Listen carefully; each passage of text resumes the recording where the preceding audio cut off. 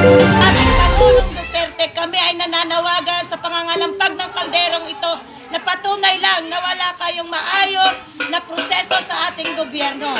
Pinatutunayan nyo lang po, Pangulo, na hindi nyo na po kayang manungkulan sa ating bansa.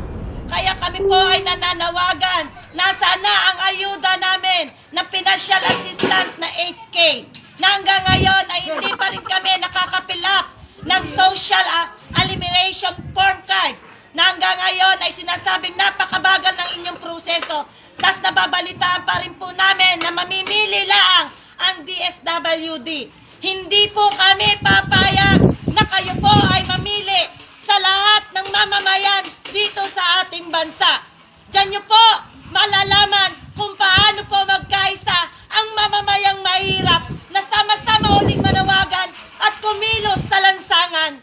Kami po ay nananawagan ng tunay na serbisyo ng pamahalaan na hanggang ngayon ay hindi pa rin ninyo napapalasap sa sambayanan. Ito na yung krisis. At paano pa kayo tutulong kung patay na ang dapat na gumamit ng inyong serbisyo? Ito yung mga taong walang may sayang, walang may gutom dahil ang trabaho nila ay nasa construction, manggagawa na tinagalan ninyo ngayon ng hanap buhay. Pero yung serbisyo na dapat namin malasap, lalo na yung 8K na pinansyal na alam namin na hindi sasapat sa loob ng kalahating buwan o isang buwan na lockdown na inyong pinatupad. Kami ngayon ay nagtitiis para lang sumunod sa inyong proseso. Pero yung proseso na binibigay ninyo, napakabagal. Nasaan na po ang dapat naming malasap o matikman dahil yan po ay butaw ng sambayanan. Ibig po sabihin, tax po namin ang aming hinihingi sa inyo. Hindi po namin sinasabing kami nangungurap sa gobyerno. Karapatan po ng mamamayang Pilipino na ibigay ninyo ang aming tax na kami naman ngayon ang dapat tumanggap.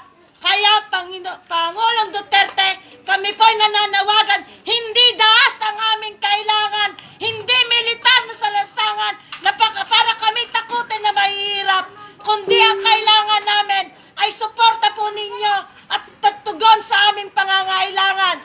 Kaya po, Pangulong Duterte, kami po ay nagpapatunay lang na salamin ng mahihirap, salamin ng nangangailangan ng inyong tunay na serbisyo. Hindi na po ngayon politiko, kaya lahat ng mga politiko, nasasaan na kayo? Dapat ngayon namin kailangan ng inyong tulong at suporta. Pero alam namin na nagtatago kayo dahil takot kayong umarap sa lipunan. Eto kaming mga mahihirap, nananawagan ng inyong serbisyo na nasa na hanggang ngayon hindi namin nalalasap. Kaya Pangulong Duterte, kayo po ay dapat talagang isa na ring managot sa sambayanan. Hindi lang po ang LGU, ang mayor o ang barangay. Ultimo po kayo, hindi nyo kayang mamuno sa bansang ito. Kaya kami po mga mahihirap ay nananawagan na muling magkaisa at sama-sama lumabas sa lansangan. Huwag po tayong pumayag na pipiliin lang kung sino ang dapat tumanggap na kanilang bibigay na pondo. Dahil tayo po ay sama-samang nakaranas ng krisis sa panahong ito. Kaya ako po ay nananawagan sa mga mamamayan na kailangan po natin ang pagkakaisa. Huwag po tayong papayag na may pipiliin lang. Okay yung mayayaman, may kakainin. Pero tayo, may kakainin ba tayo? Kung hindi tayo magtatrabaho, wala tayong ipakikain sa ating pamilya. Kaya Pangulong Duterte, kami po ay nananawagan na sa inyo na hanggang ngayon, wala pa rin po kami natatanggap na suportang nagmumula sa inyo. Kayo kasi Matatapos Pangulong, po ang ang lockdown. nakikita po ninyo ngayon sa video, yan po yung makakatanggap ng mga inyong taong serbisyo. saway dito sa quarantine. At nakikita po ninyo, ayan, sila po ay pagsaway dito sa quarantine.